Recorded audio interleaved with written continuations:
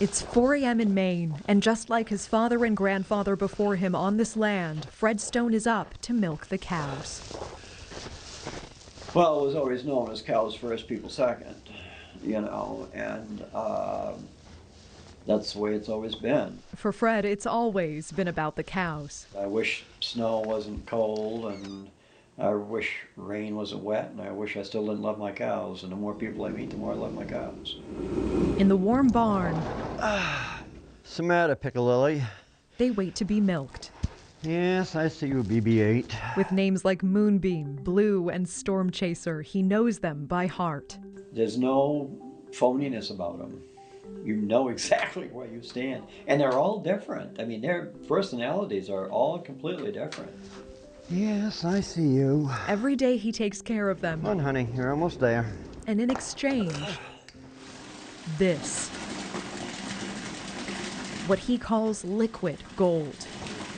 His family has been here since 1914, and for more than a century, the high-quality milk and cream has gone to market.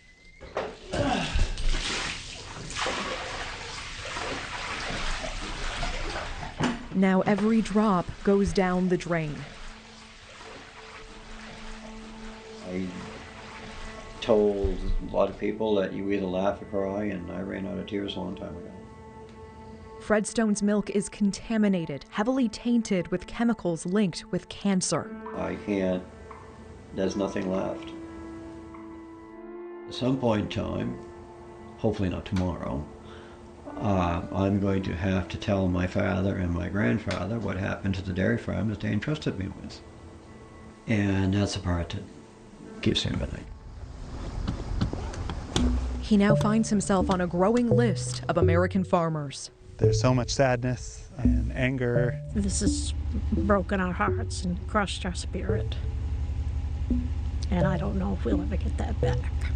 Told their farms are shot through with chemicals linked with liver damage, damage to fertility, thyroid issues, and cancer. All of this land has been poisoned, water contaminated, all of these people touched by this. Advocate Erin Brockovich ready to take on this fight. EPA, FDA, political leaders, where have you been? How did you miss this? That now we have an entire country that could potentially be in peril from this forever chemical that's destroyed your land, destroyed our farming, destroyed our water, and destroyed public health and welfare. Wow. Kudos. Good job. Called forever chemicals because they are nearly impossible to destroy. Prime soil, crops, milk tainted in the heartland, leaving many farmers on the brink of ruin. Suicide among dairy farmers and farmers in general is incredibly high because a lot of these farms, a third, fourth, and fifth generation, you are going to be the person to lose it. Your great-great-great-grandfather cleared the land, and you are going to be the person to have a bankruptcy auction because you can't hold on to the land. This is the story of how their farmland was destroyed right out from under them. Greed, money. We'll take you to ground zero of where it all began. You never wanted to be an activist. I just wanted to milk our cows and be left the hell alone. And show you how far back the paper trail goes. When they had the choice of do we go public with this or do we sweep it under the rug, they chose the rug. And with these chemicals now impacting 97% of Americans, according to the CDC, what you and your family need to know. I am glad NewsNation is looking into this problem. All of us, the entire country, will deal with the fallout. Wow. Make it right. Don't do this to anyone else.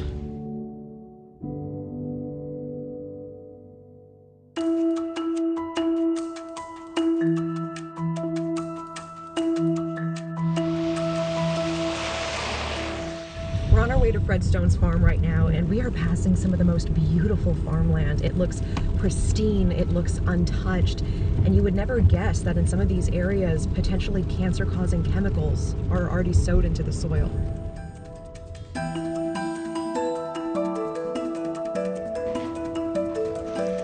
Hey there, Fred.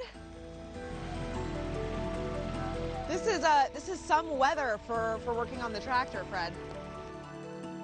Fred's grandpa built this farmhouse. These walls have seen more than a century of hard Maine weather and even harder one harvests. My daughter and my son grew up in the house with their grandparents living right here. What do you love about being a farmer? The cows, showing cows. For nearly half a century, they raised and showed prize-winning cows. Back then we were young and energetic and had all kinds of plans and dreams. And that all ended back in 2016. In 2016, an innocuous routine water test on their property revealed high levels of PFAS, man-made chemicals the Stones had never heard of before. They didn't have to, but volunteered to test their soil, cows, and milk. All came back high. Fred says he'll never forget what came next. Tanya, our milk inspector, comes out and says, you know, Freddie, she says, one of the ideas that the Department of Ag wants to do is they want to kill the whole herd. And I said, great, Tanya, that's a hell of an idea. I said, I'll tell you what, I will take all the cows down to the extermination site. I will put on my dress whites that I wear when I'm showing, and we'll line them all up, and you can shoot them. And I'll stand there and I will take the first bullet, and you can kill the rest of them. A week later, I get a letter from the state of Maine on suicide prevention. Can't make this stuff up.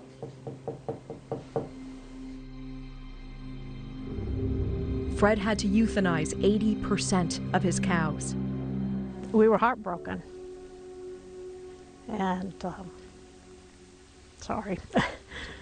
To be able to take those animals that there was nothing wrong with them. I mean, those cows out there depend on you to take care of them.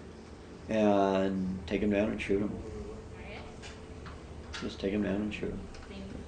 For a long while, we were, I don't know, I guess you'd call it dead.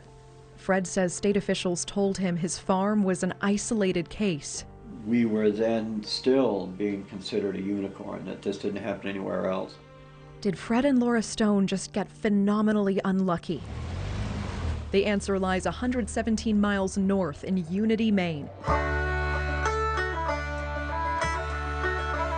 where a young couple pooled all of their money and put it into a dream.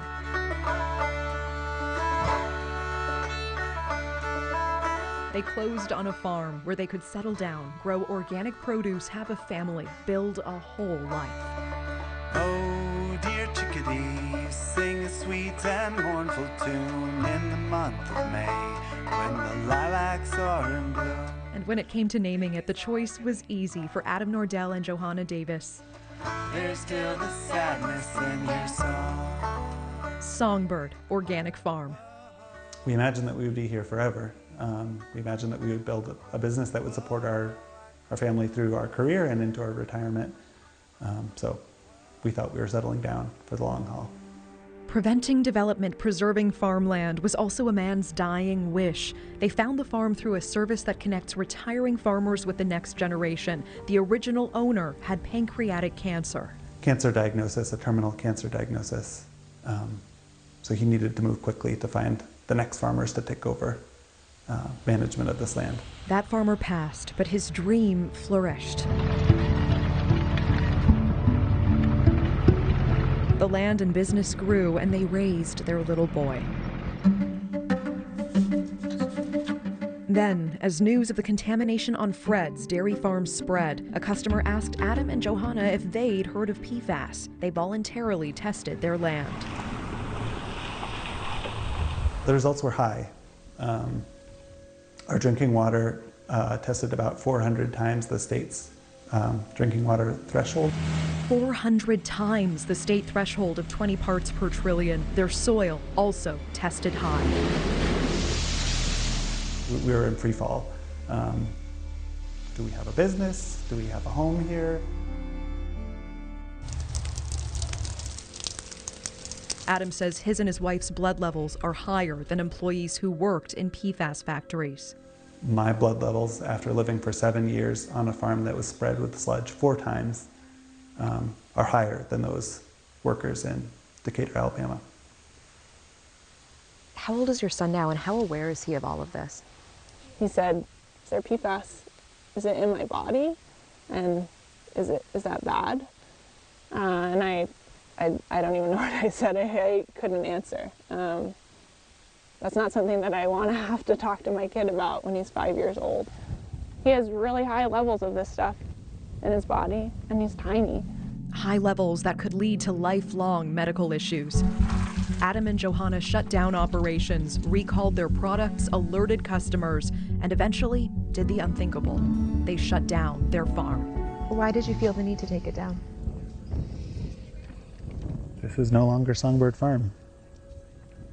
This is no longer a farm. The family hasn't picked up an instrument in a long time now. They say the music just isn't in them anymore. Health is a constant worry, and there are questions that defy answers. What does a farmer do with a farm that can grow nothing? It's a collector's item now. Fred, too, has taken down his farm sign. They were dropped by their milk distributor. Yeah, it was a pretty sad day when Laura took the signs down.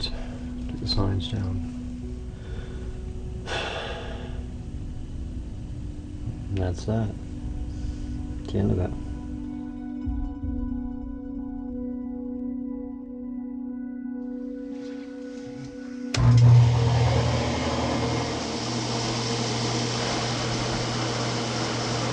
Despite a $23,000 water filtration system, the contamination in his milk came back. He is now $1.5 million in debt. Fred, his wife, and their children say they suffer from chronic, worsening poor health. He says that without a federal safety net, he understands why other American farmers wouldn't be jumping to test their land. You're out there asking somebody to shoot you, and you're giving them the gun and the bullets to do it with. And you know damn well that you're committing financial suicide. That's what we did. I get angry at the place. I get angry at the land. As if the ground underneath us has betrayed us. But of course this place is a victim too. The farm is a victim. So what happened to this prime American farmland? We have this bright idea that we're going to take all this sewer sludge and we're going to spread it on the land as fertilizer. Farmers were told it's a win-win, right? You're doing your civic duty. They got a bad deal. We got a bad deal. That was not a good idea. How long did chemical companies know this was a problem? How long did government agencies? It's politics, and it's lack of transparency. It's cover-up. It's greed. The paper trail and the reach.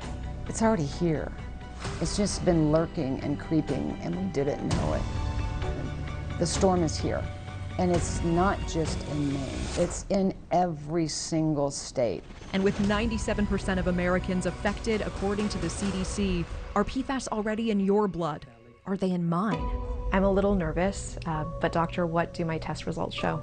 The results when we come back.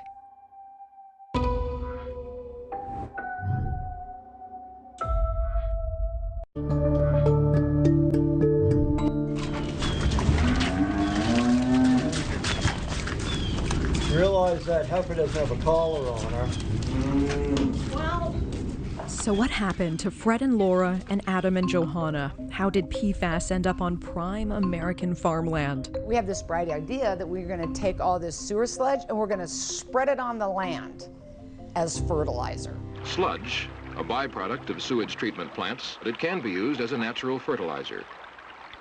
This land reclamation project demonstrates how nutrients contained in sludge can convert unused land into fertile crop-bearing farm areas.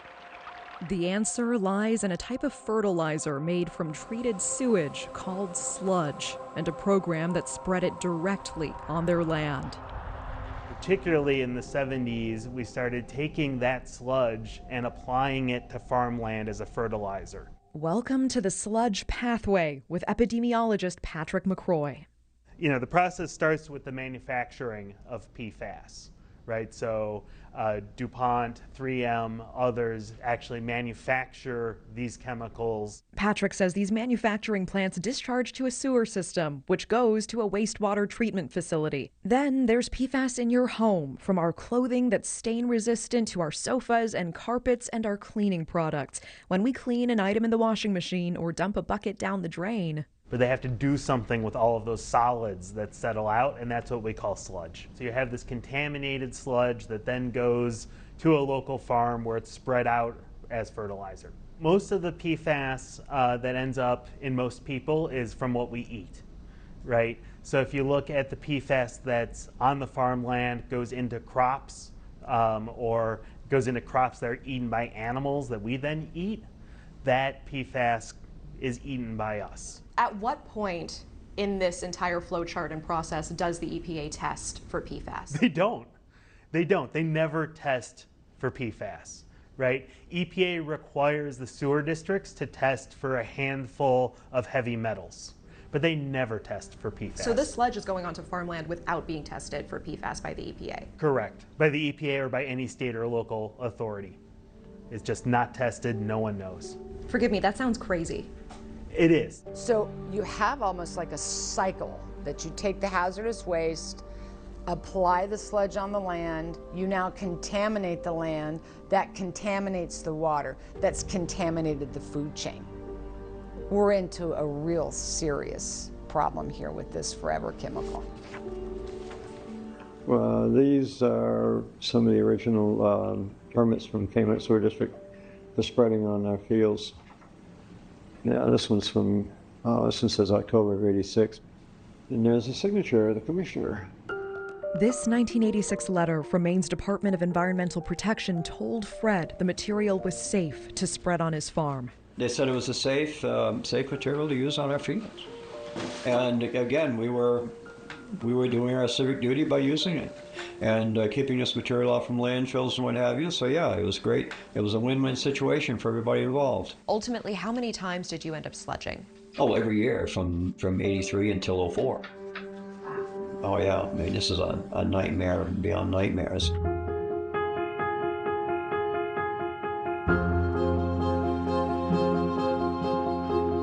When the Nordells purchased their farm, they didn't know the land had been sludged 4 times by a farmer in the early 90s. They were told that it was their civic duty to help with the societal problem of municipal sludge. So they got a bad deal. We got a bad deal. That was not a good idea. PFAS are completely man-made, created from the top-secret World War II nuclear bomb Manhattan Project. Stone and steel are turned into gas. After the war, 3M bought the patent to develop these newly discovered chemicals and found they did a remarkable job resisting water, stains. 3M created Scotchgard. PFAS made their way into firefighting foam and in our homes, in carpet and couches, and under the company DuPont in our Teflon pans. It's in firefighter gear, it's in flame retardant clothing we put babies in. It's in the furniture that we spray, the Scotchgard, so we don't stain something. It's in our makeup, it's everywhere. It's in our coffee cups. It's everything. It is pretty catastrophic that a chemical like this has gotten into every aspect of our life. How many states are impacted by this? All 50. There's millions of acres of farmland that is still being sludged today. Probably tens of thousands, hundreds of thousands of farms that are still using sludge. The Environmental Working Group claims at least 20 million acres of American farmland may be contaminated. Now, according to the CDC, PFAS can be found in the blood of 97% of Americans. I went in for a blood test.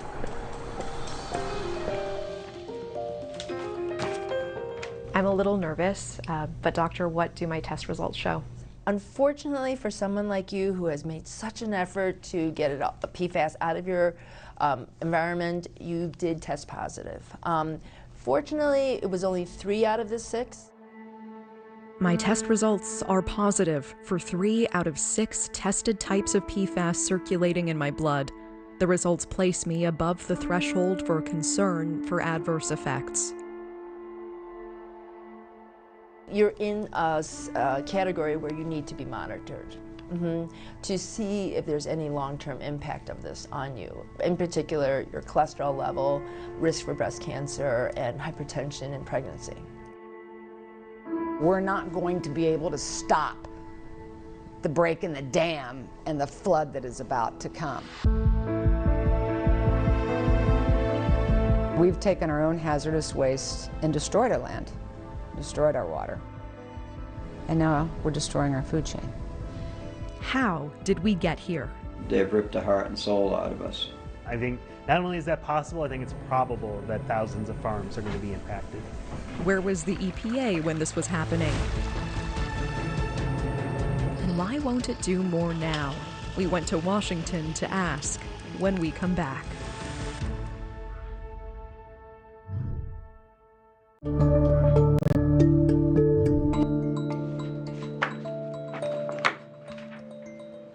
These documents show what Erin Brockovich calls the shell game. It's moving stuff around, for the end result that makes them more money and leaves destruction in its path. So we have in front of us here a large stack of documents that come from the chemical companies themselves, documenting what they knew about PFAS chemicals, their harm to people and harm to the environment. What they knew and yet did not tell us. Exactly. Most of this was secret, just kept in chemical industry files, right, until various lawsuits forced them to disclose it. It starts with animal studies in the 50s and 60s that showed impacts to the liver, kidneys, and spleen, and acute oral toxicity. Going all the way back to 1963, 3M knew there were risks with these chemicals. They put it in their own manual that they're toxic and they need precautions. Then, a test on firefighting foam has to be abandoned when the substance leaves all the fish dead. Then PFAS in food packaging, impacting the livers of dogs. And in the 70s, the first indication that PFAS already flowed in the blood of Americans. So this is really interesting. This is in 1975, the first time that a scientist is alerting 3M, hey, we're in just regular Americans' blood, we are finding levels of PFAS. Why might that be? Right, exactly. So this was just, unrelated to PFAS research per se. It was just scientists looking at chemicals in human blood, found some of these PFAS chemicals and were like, why are these here? What's going on? And what does that mean? So that means that by 1975, the marketplace is already flooded with PFAS to the extent that it could actually show up in an average American's that vial just of blood. average person already has PFAS in their blood by 1975. In a phone call, a 3M chemist pleads ignorance. Court filings show that 3M soon replicates this in their own studies. Then, a letter from their lawyers appears to advise the company to conceal the chemical found in human blood was a type of PFAS. Around this time, DuPont warns 3M about toxic effects of PFAS in our food packaging.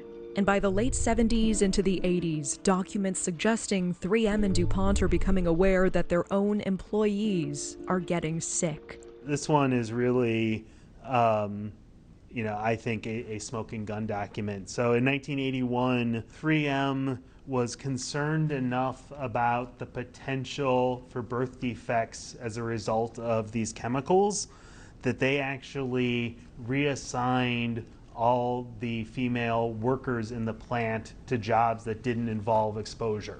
This document is actually a draft press release that their communications team developed in case that became public, right? So they didn't actually tell the public about this. Then PFAS appears to be in the water. The levels they found back then, would be considered very high today. And workers keep getting sick. More than 2 decades after scientists told 3M the blood of Americans contained PFAS, in 1998, 3M finally alerts the EPA that the type of PFAS in their Scotchgard builds up in blood. USDA and EPA How in the hell did this get by you? It didn't. You knew something. For the sake of money, for lobbying power, you turned a blind eye. In 1999, a whistleblower steps forward. A scientist at 3M steps down and sends a copy of his resignation letter to the EPA. And this letter basically says, you have asked me to try to help identify where the problems with this substance are. We've identified a huge list of concerns. We need to do more research, but management is shutting me down. And I feel ethically like I cannot work at 3M anymore because they are ignoring the science, they're ignoring our requests to do more study. By 2000, 3M agrees to phase out some PFAS in the course of an EPA investigation. According to the 2019 Minnesota Attorney General congressional testimony, at this time, 3M publicly suggests it recently learned PFAS are in human blood, when they'd known since 1975. In 2005 and 2006, the EPA fines DuPont $10.25 million and 3M $1.5 million. Then, a major headline in 2023, a multi-billion-dollar federal settlement over PFAS contamination in our nation's tap water, making its way into many U.S. public drinking water systems. There's a reason why they're settling these lawsuits now for water contamination, because the more we study it, the more we find problems, the larger the problem's going to be, right? They're rushing now to try to settle things before the full scope of the problem is even understood. NewsNation reached out to 3M and DuPont. 3M said in part, quote, "As the science and technology of PFAS, societal and regulatory expectations, and our expectations of ourselves have evolved, so has how we manage PFAS. In December 2022, 3M announced we will exit all PFAS manufacturing and work to discontinue the use of PFAS across our product portfolio by the end of 2025. In an email, DuPont, which has made acquisitions and divestitures and undergone corporate reorganization and restructuring through the years, said in part, in 2019, DuPont de Nemours was established as a new multi-industrial specialty products company. DuPont de Nemours has never manufactured PFOAs, PFOS, or firefighting foam. Further, though not a PFAS commodity chemical manufacturer, DuPont acknowledged using select PFAS compounds within industrial processes pursuant to relevant environmental, health, and safety rules and standards, and only as necessary to impart specific product performance criteria. The EPA still allows sludging to take place in all 50 states without PFAS testing requirements. The chemical industries hid the full extent of the problem from EPA until the late 90s, right? But starting in the late 90s, EPA had all the information, and they've done very little. What could the EPA do today to put a stop to this? The single biggest thing I think EPA could do today would be to require testing for PFAS before putting sludge on farmland. That sounds like a no-brainer given what we know. It should be a no-brainer. What do you know? What is the EPA? We've set up a system that isn't doing its job and hasn't done its job for decades. We've thought they were, and it's maddening to wake up and realize, wow, you've been asleep at the switch the whole time? They had fair warning. This was going to be a problem. And for political reasons, for lobbying reasons, it got slid under the carpet. And now we've got a real problem. Hey, everybody rolling? Still rolling. In June of 2023, we went to D.C. for an interview with Radhika Fox, then Assistant Administrator for Water at the EPA. The EPA has known that PFAS is potentially hazardous to human health since 1998. Why not take decisive action decades ago? The important thing is we're taking action now. We're taking swift action under the President's leadership. What would you say to Americans who say it's too little, too late? I would say I understand your concerns. You know, I'm a mom of 2 kids, and I know that I want to turn on the tap and know that the water that I'm giving my children is safe to drink. I think every parent wants that, and that is what EPA is focused on. We know the biosolid sludge is still spread in 49 out of 50 states currently on some of our most valuable farmland. Why is this still happening? Well, land application of biosolids is one of the critical uses of biosolids from the treatment plants that are treating our wastewater. And in many instances, it's perfectly safe. There have been some certain circumstances where there have been concentrations of PFAS, and that's exactly why we are doing these risk assessments right now. Why doesn't the EPA ban sludging until it can guarantee that it's safe? In many instances, it's still safe to utilize biosolids because there isn't a prevalence of PFAS. What is your message to Americans who feel that they are afraid to eat the food, afraid to farm their land because of PFAS contamination? The EPA cares about you, that we are here to protect you, that we are utilizing every tool in our toolbox to address the very complicated issue of PFAS. And so one of the best things that someone can do is really educate themselves about what's going on in their local community. I suggest talking to your local water system to see what they're doing. Are they testing for PFAS? Are they treating for it? But should it be incumbent upon the individual to do this, to call their water district to make sure that their water is safe? Or isn't it the EPA's job to guarantee that every time you open the tap, that water is safe to drink? So we are, as I said, we're working very diligently to get this national drinking water standard in place. But at the end of the day, it is a partnership with our states and with local communities to together protect the American people. In April of 2024, the Biden-Harris administration issued the first ever national drinking water standard. They say it will protect 100 million people from PFAS pollution. Still to come, a farmer who thinks he's found a solution, who is refusing to take his contamination results lying down. You know, people have fight, flight, or freeze. I go straight to fight. Stay with us.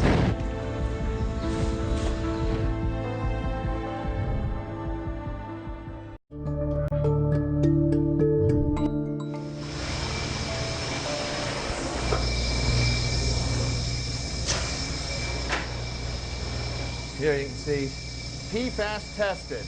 A celebration is underway at Misty Brook Farm. After 11 long months of contamination, this milk is finally being sold again. It's music to Brendan and Keisha Holmes' ears. Ever since I was 5, I told my parents I was going to be a farmer when I grew up.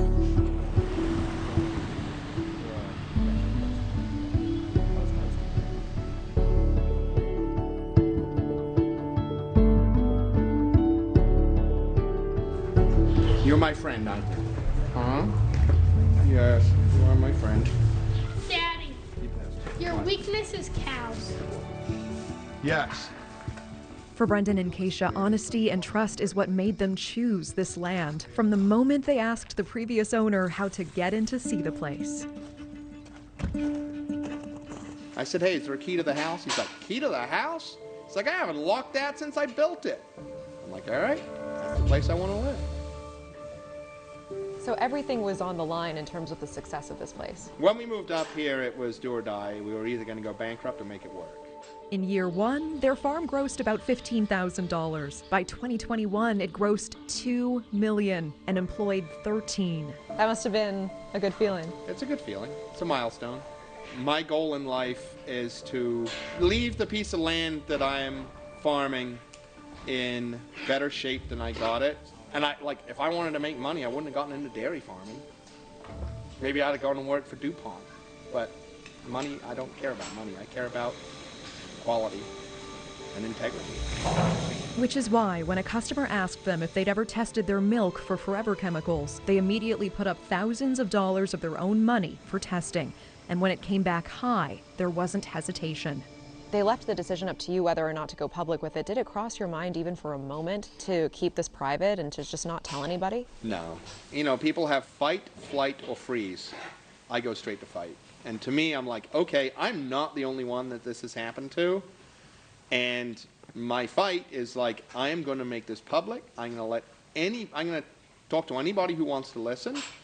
The fact that these chemicals were spread on some of the best agricultural land in the state of Maine, people need to know that. Johnny was like, when do we have to stop selling the milk? And Brendan said, now. He's like, now?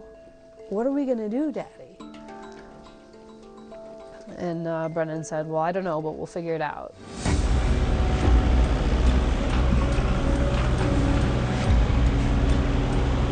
The first days, weeks, months, we called it firefighting. we were definitely in a survival mode. Testing revealed their cows had become contaminated from someone else's sludged farm. The tainted feed for their cows was grown in Kentucky. We are not responsible necessarily for how it happened, how the sludge was spread 20 or 30 years ago that contaminated the soils where the feed came from, but we are responsible for how we move forward. We dumped 26,000 gallons of milk. It's demoralizing. Mothers would call up saying that they would buy like 5 gallons of our milk to feed their like 2-year-old, and was that 2-year-old going to be okay? You know, like, we pride ourselves on producing milk that mothers can feed their children, and then have them call us up and be like, is my kid going to be okay because they drank your milk? And it wasn't anything we knowingly did. Their own family's blood work also tested high for forever chemicals. Brendan and Keisha found themselves putting it all on the line again. We borrowed the money and we bought 50 cows that were uncontaminated, $73,000 we borrowed for a new herd. Finally, after 11 months, thousands in loans and testing, thousands of gallons dumped, making sure every ounce of feed and water was untainted, enough time passed that all of their cows came back clean. Their milk is now at non-detect levels of PFAS, and sales have resumed. Cream separating going on in here. This weighs about 90 pounds. They don't have to, they choose to put this sticker on their milk. They want the public to ask questions. Brendan says he knows PFAS contamination has a way of coming back. He worries that another farm's contaminated feed could taint his herd all over again. The drought's the thing that keeps me up at night, because in 2016 we had a severe drought. I had to buy 5 tractor-trailer loads of feed from Pennsylvania. I can't verify what soil that feed from Pennsylvania came off of, and I would be rolling the dice.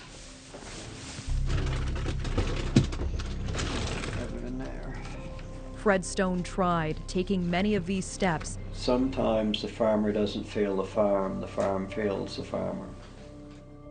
The USDA paid him out $65,000 for the cows he had to kill. So we're working on getting another lab. Important testing is taking place on his farm that will determine exactly how contaminated his land is and if there is a path forward to his land being a farm again. Who is next? Yeah, I think a summer calf, and then we can do one of these guys, and then Cloudy's baby, and then the little baby. Ready? You know, people pay big money to get their ears pierced, just so you know.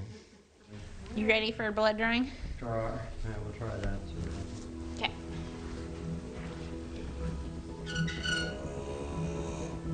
And this is the only thing we've ever known. You know, we're not going to give up until we're, till we're dead.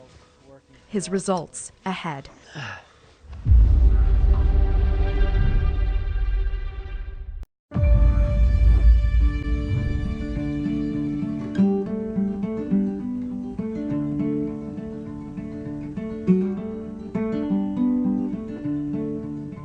We can be here for one more year. We'll walk these fields next fall. The feeling in your feet, in the tender winter wheat. Hear the songbird when she calls.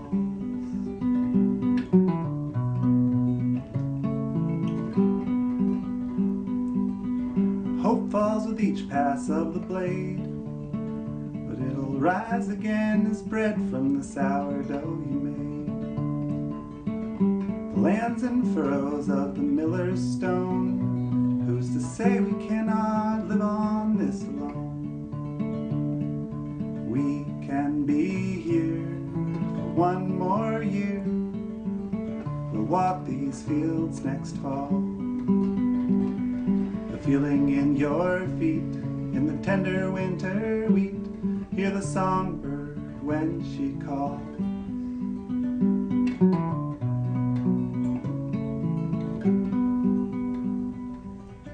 Now mayflies rise above a spring-fed stream. There are ripples on the water that you might never see. How does it feel to look out on this land and to know that so much of it is contaminated? It really hurts. Some of my best cropland. I learned how to rake hay on those fields when I was yay tall. There's been a lot of bloodshed on this farm.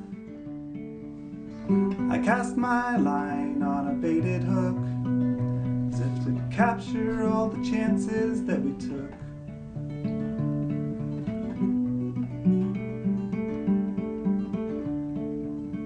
Our disconnection from the value of our land and our soil and our water, to destroy it, is in turn to destroy us.